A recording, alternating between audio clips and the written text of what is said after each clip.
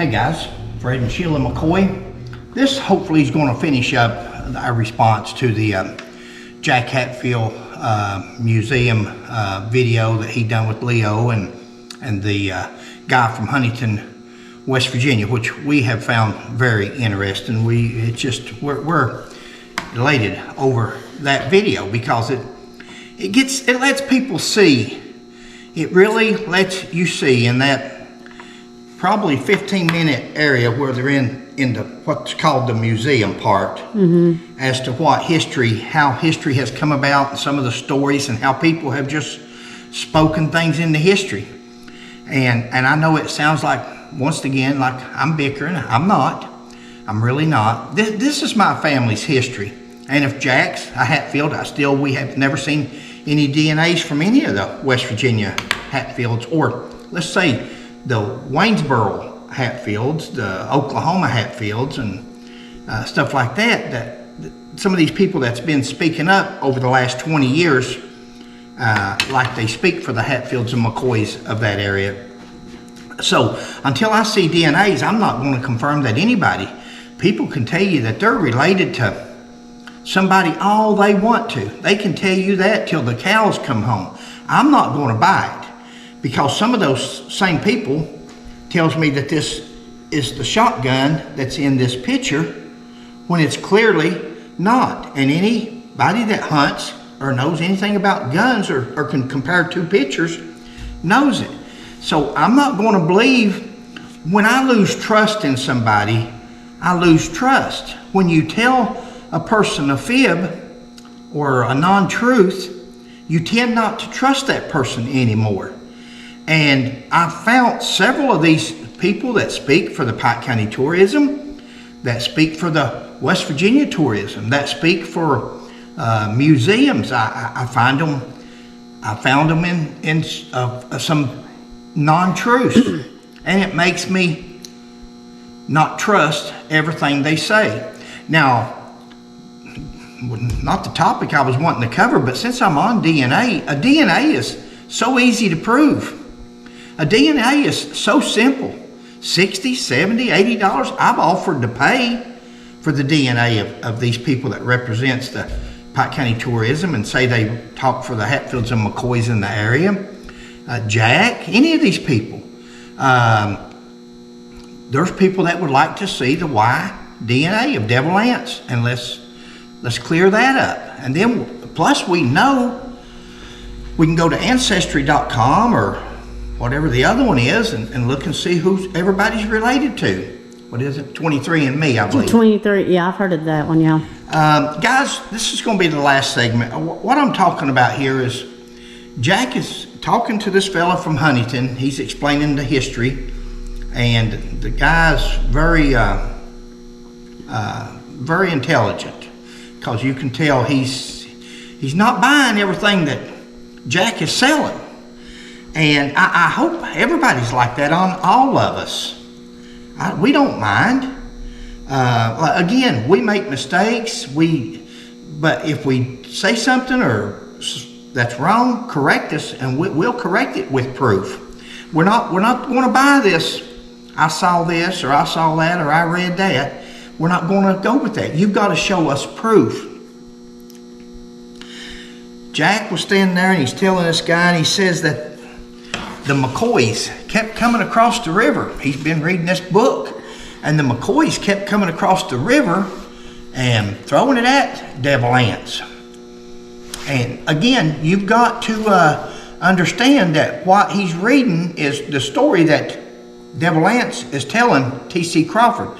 Just because it's in T.C. Crawford's book, that something that's been told to him from Devil Ants doesn't make it true. It just means that T.C. Crawford is writing the story that he was told. T.C. Crawford wasn't there to witness it. He's not certifying it. And again, he's got his own opinion of Devil Ants and Cap when he leaves there. And if you want to know that, read the book. But Jack says they just kept pounding and pounding and pounding on the Hatfields. It wasn't just devil ants, it was all of them. They was going at different ones. Guys, they were going at different ones because it's called Kentucky law enforcement. This is before the Supreme Court ruled that you couldn't come from one state to another and arrest somebody. They didn't rule on that till Frank Phillips had already taken them all back. And then they filed a lawsuit and it went to the Supreme Court. And the Supreme Court ruled you couldn't take a prisoner from one state to another state without a governor's warrant, without extradition process. So this was before all of that.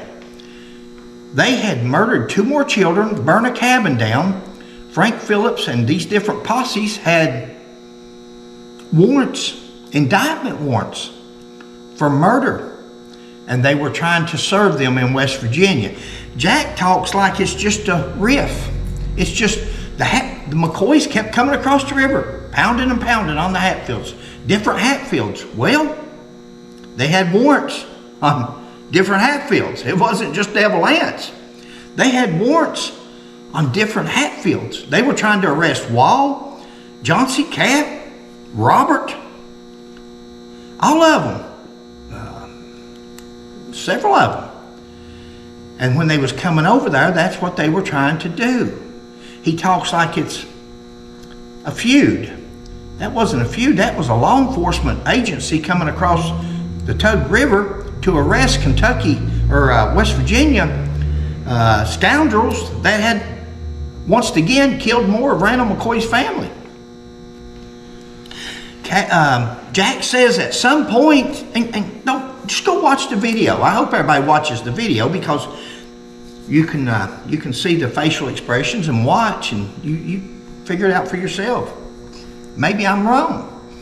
Maybe I'm reading into this. But Jack says that at some point the Hatfields had to fight back. Hell, that's what they were. That's what the McCoys. It wasn't just McCoys. There was McCoys in that posse. But this was a Kentucky posse pursuing criminals, outlaws that had warrants on them. So at some point you have to fight back. That's what the warrants were for. They'd done killed 3 boys.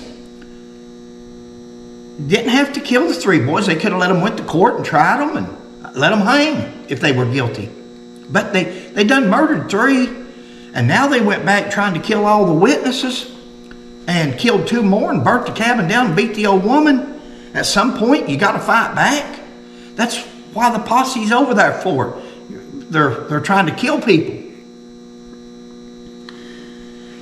The last thing Jack said, he talks about the trial between Ellis and Hatfield, or the killing of Ellis and Hatfield.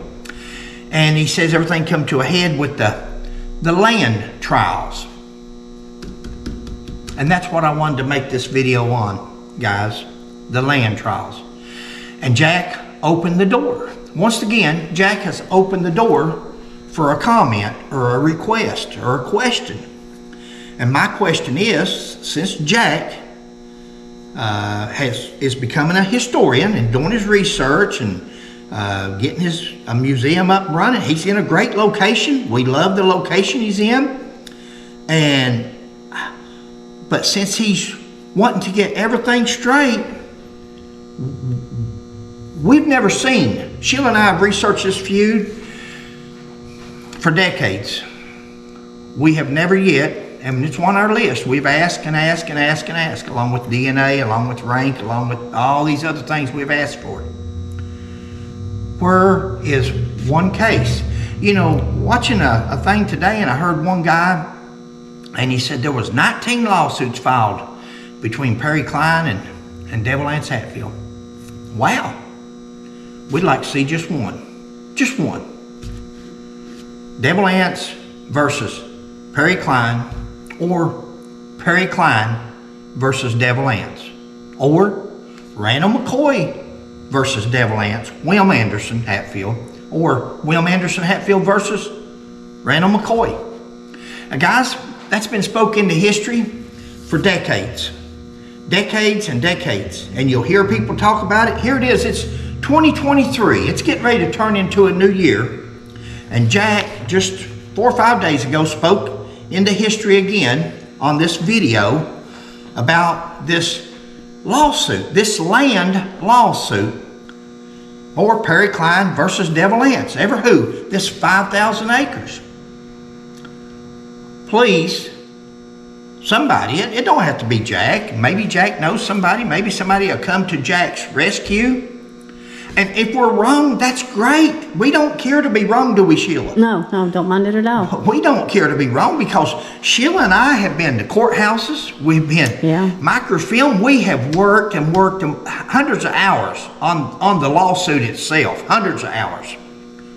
We can't find it, guys. We can't find one lawsuit. Oh, there's all kinds of lawsuits involving William Anderson Hatfield and coal companies and even other private individuals where Devil Anse has taken their timber or taken their land.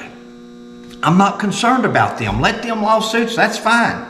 The lawsuits that we want to see is Devil Anse versus Perry Klein, or Perry Klein versus Devil Anse, or Randall McCoy. Any of the three. Guys, we talked on a video earlier. Sometimes some of your best evidence is evidence that don't exist. Hard as that is to believe, best evidence is physical evidence, something you can hold and you can look at and say, hey, here's what it is, and here, that's fine. But if you've looked for something for decades and decades, and we may not be the best researchers, but we know how to find a court case, especially a trial. These guys, this is not just a lawsuit file. These guys went to trial, and it was, the judge ruled, is the story. The judge ruled and gave Devil Anse Hatfield 5,000 acres. Now, Sheila and I have found some evidence. We found some information on some stuff. Not a lawsuit. Not a lawsuit at all. Mm-hmm. And we will, when the time comes, we've exposed that before. We've talked about it on a video. But it's not a lawsuit. There's no lawsuit out there. So when these people in 2023, young generation, I don't know, Jack's not real old, a lot younger than me, and I just hate to see him start at this young age researching the feud and going on with these stories that's been told for 50, 60 years. We're never going to get nowhere if a new generation comes up and starts the same old crap that we've listened to. In order to take care of Devil Anse and justify, well, Devil Anse done this or Devil Anse done that. Not going to drag it out. Not going to. I ain't even raised my voice. No, you're doing really good. I like this. I like this new. You're very calm. I like this new take. This is the way I usually am, to be honest, especially when I'm trying to prove a point on something. But for some reason, over the years, like I said, it's took years and years of listening to people, and it finally. And then when I hear them say it again and I come to do a video, I just get worked up. Just going to take time to change out. You're doing good. There's the case. There's the case. If you listen to Jack's video, Leo's video, watch it, listen to this guy ask some very intelligent, very reasonable questions that everybody over the years. I was talking to a guy today, I was talking to a family member, and my dad, everybody loved my dad. My dad and mom owned Blackberry Supermarket. They owned Blackberry Restaurant. They owned Blackberry Skating Rink. Everybody loved mom and dad. If somebody died when I was a kid on up, if somebody died back home, mom and dad would go through that grocery store and they'd get big old boxes of Maxwell House coffee, 3-pound cans, breads, combination sandwiches, pies, cakes, and they would take to whether they traded at my mom and dad's store or not. If they lived on Blackberry Creek or somebody mom and dad knew, they did that. That was mom and dad. And my dad, he loved everybody and everybody loved him. Same with mother. Mother was a little bit more like me, but she was a sweet lady. No, I won't say she's like me.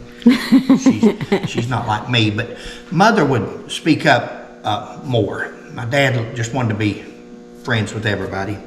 And my dad would roll over in his grave. I was telling the person today if he's seen the way that I've been making these videos.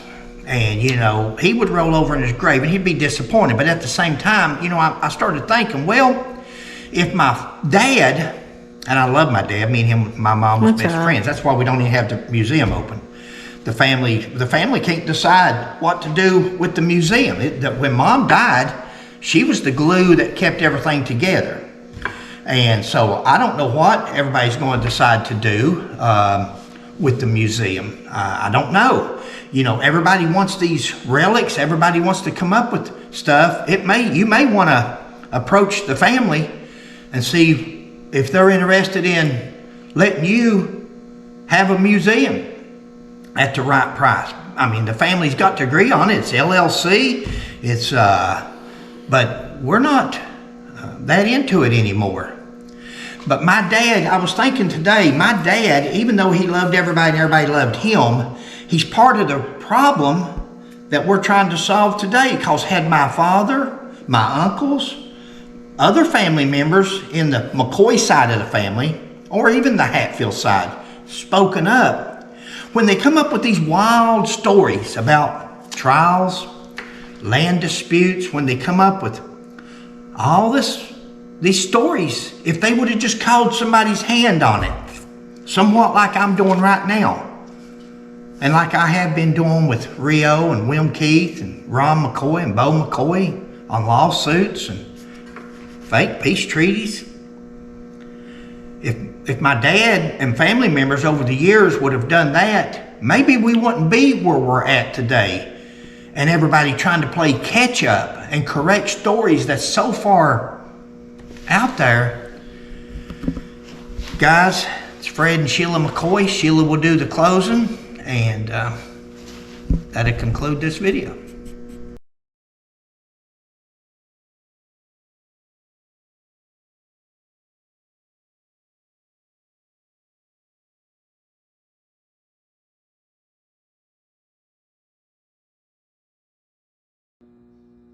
Hi guys, hope you're having a great day. Please like, subscribe, and share, and we'll catch you on the next one. Bye.